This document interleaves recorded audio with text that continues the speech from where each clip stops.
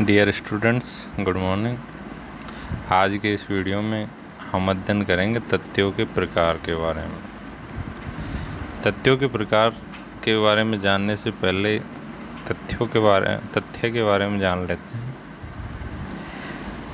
तथ्य को सामग्री के नाम से भी जाना जाता है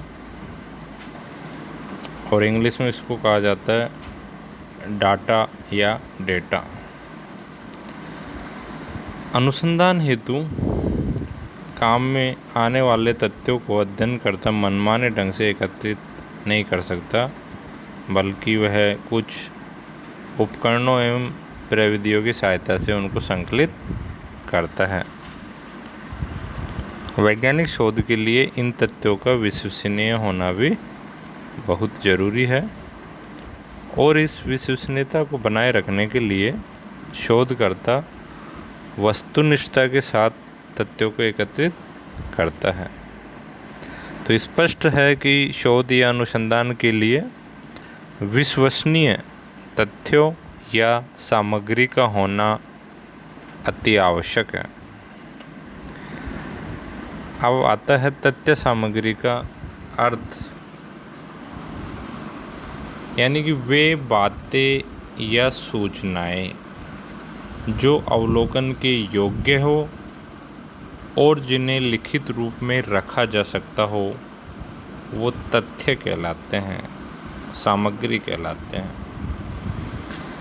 तथ्य संकलन प्रत्येक विज्ञान, चाहे वह भौतिक विज्ञान हो या सामाजिक विज्ञान हो, का लक्ष्य होता है। व्यवस्थित रूप से संकलित तथ्यों के आधार पर ही वैज्ञानिक नियमों का प्रतिपादन किया जा सकता है। तथ्य संकलन से ही घटनाओं के कार्य कारण संबंध को जाना जा सकता है, कारण प्रभाव संबंधों का पता लगाया जा सकता है। प्रत्येक विज्ञान में विविध घटनाओं के कारणों एवं प्रभावों को जानने का प्रयत्न किया जाता है।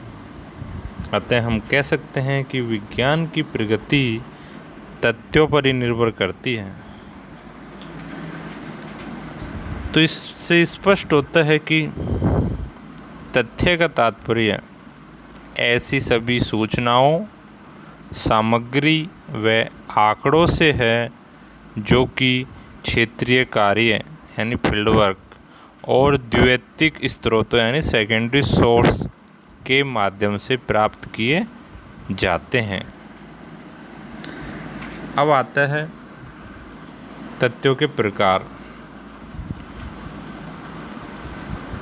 प्रत्येक अध्ययन विषय या समस्या से संबंधित तथ्य काफ़ी विविधतापूर्ण होते हैं।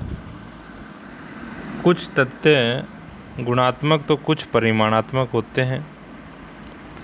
अध्ययन हेतु तथ्यों का संकलन कई प्रविधियों की सहायता से किया जा सकता है, जैसे अवलोकन विधि, साक्षात्कार, अनुसूची, डाक द्वारा प्रेषित प्रश्नावली आदि के माध्यम से तथ्य एकत्रित किए जा सकते हैं। कई बार अध्ययन विषय की प्रकृति को ध्यान में रखते हुए कुछ ऐसे तथ्यों का उपयोग भी किया जाता है जिन्हें शोधकर्ता या उसके सहायकों ने स्वयं संकलित नहीं किया है, बल्कि अन्य अध्ययनकर्ताओं ने अपने अपने अध्ययन हेतु एकत्रित किया है। ऐसे तथ्य पुस्तकों, प्रतिवेदनों, पांडुलिपियों, डायरियों, जनगणना रिपोर्ट आदि से प्राप्त किए जाते हैं। अतः तथ्य प्रमुखतः दो प्रकार के होते हैं, प्राथमिक और द्वितीयक। प्राथमिक तथ्य को इंग्लिश में कहते हैं प्राइमरी डाटा और द्वितीयक तथ्य को कहते हैं सेकेंडरी डाटा। प्राथमिक तथ्यों का संकलन प्रथम बार शोधकर्ता या उसके सहायकों द्वारा क्षेत्रीय कार्य के आधार पर किया जाता है और द्वितीयक तथ्यों का वे तथ्य जिनका संकलन किसी अन्य अध्ययनकर्ता, शोधकर्ता, किसी संस्थान या संगठन द्वारा किया गया है।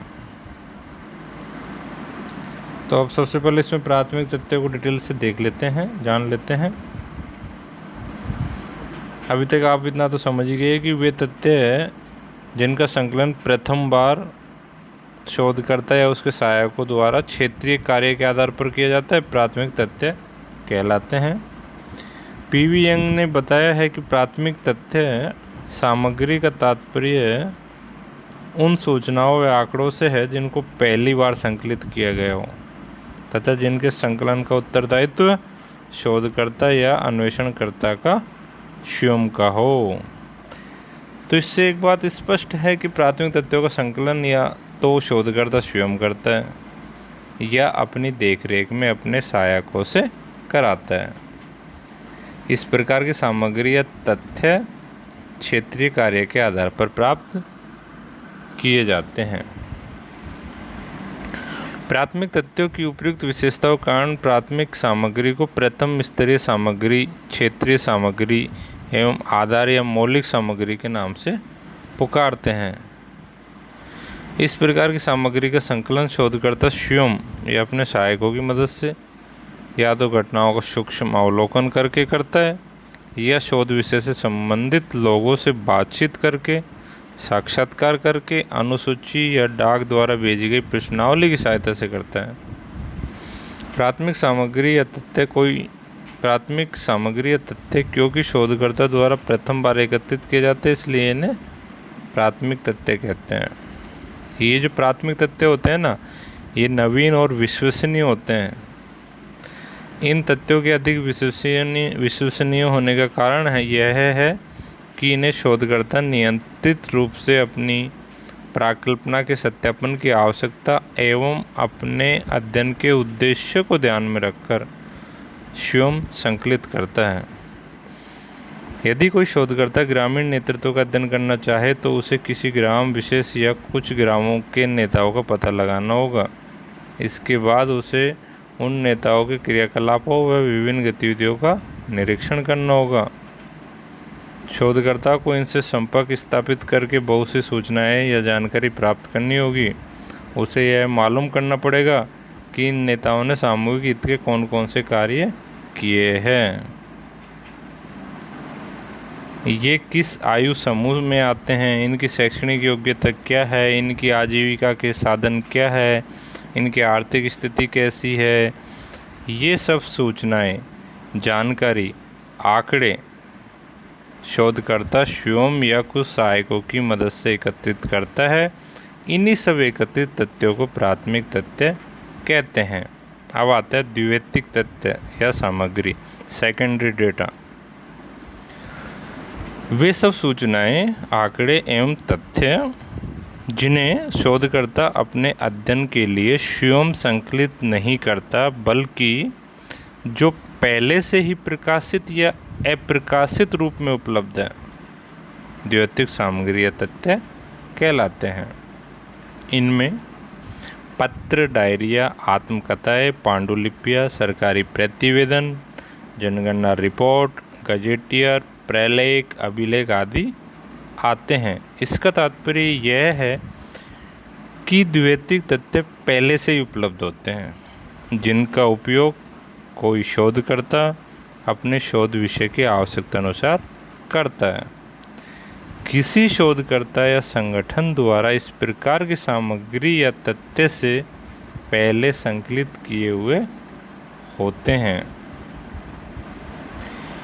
पीवी यंग के अनुसार द्वितीयक तथ्य वे होते हैं जिन्हें मौलिक स्रोतों से एक बार प्राप्त कर लेने के बाद काम में लिया गया हो एवं जिनका प्रसारण अधिकारी उस व्यक्ति से भिन्न होता है जिसने प्रथम बार तथ्य संकलन को नियंत्रित किया था। तो स्पष्ट है कि द्वितीयक तथ्य वे होते हैं जिनका एकत्रीकरण स्वयं शोधकर्ता या उसके सहायकों द्वारा नहीं किया गया हो, परंतु जिसने किसी अन्य अध्ययन हेतु किसी व्यक्ति या संस्था द्वारा संकलित सामग्री का उपयोग किया हो। इस सामग्री या तथ्यों का उपयोग करने वाला इसके क्षेत्रीय संकलन से संबंधित नहीं होता है। अन्य शब्दों में यदि बात करें, जब कोई शोधकर्ता अन्य शोधकर्ता, संस्था, संगठन या किसी सरकारी या गैर सरकारी एजेंसी द्वारा एकत्रित सामग्री या तथ्यों का स्वयं के अध्ययन हेतु उपयोग करता है तो उसके लिए वह सामग्री द्वितीयक सामग्री या तथ्य होगी। यहाँ इसे एक उदाहरण के द्वारा स्पष्ट करना उचित रहेगा। उदाहरण है कि यदि कोई शोधकर्ता 2001 की जनगणना रिपोर्ट के रूप में प्रकाशित सामग्री में से कुछ तथ्यों का चयन करके अपने अध्ययन हेतु उपयोग करता है तो ऐसे तथ्य उसके लिए द्वितीयक तथ्य कहलाएंगे। किसी अध्ययन में द्वितीयक तथ्यों का उपयोग उस समय किया जाता है जब विषय की प्रकृति ऐसी हो कि सभी तथ्यों को नवीन सिरे से एकत्रित करना आवश्यक नहीं हो तथा उस विषय से संबंधित अन्य द्वारा एकत्रित तथ्य पहले से उपलब्ध भी हो। शोधकर्ता को अपने सीमित साधनों के कारण भी कई बार सेकेंडरी डेटा का उपयोग करना पड़ता है। द्वितीयक सामग्री को काम में लेने हेतु शोधकर्ता का कार्य कुशल और सूझबूझ वाला होना जरूरी है।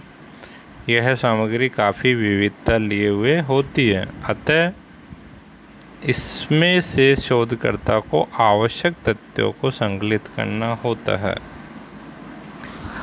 अब जो अपना इसी में एक और बिंदु रहेगा वो है प्राथमिक एवं द्वितीयक तथ्यों में अंतर।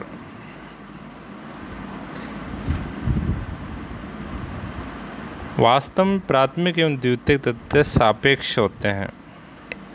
किसी अध्ययन में कौन से तथ्य प्राथमिक और कौन से तथ्य द्वितीयक होंगे यह शोध के लक्ष्य से संबंधित है।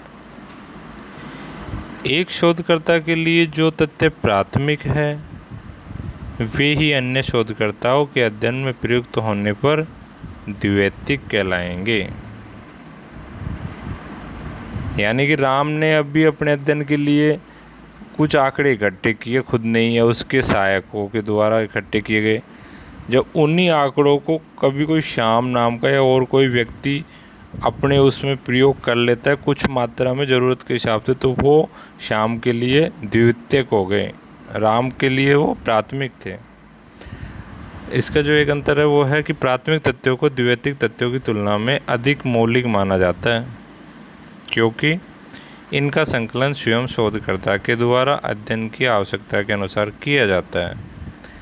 इस मौलिकता का द्वितीयक तथ्यों में सापेक्ष रूप से अभाव पाया जाता है।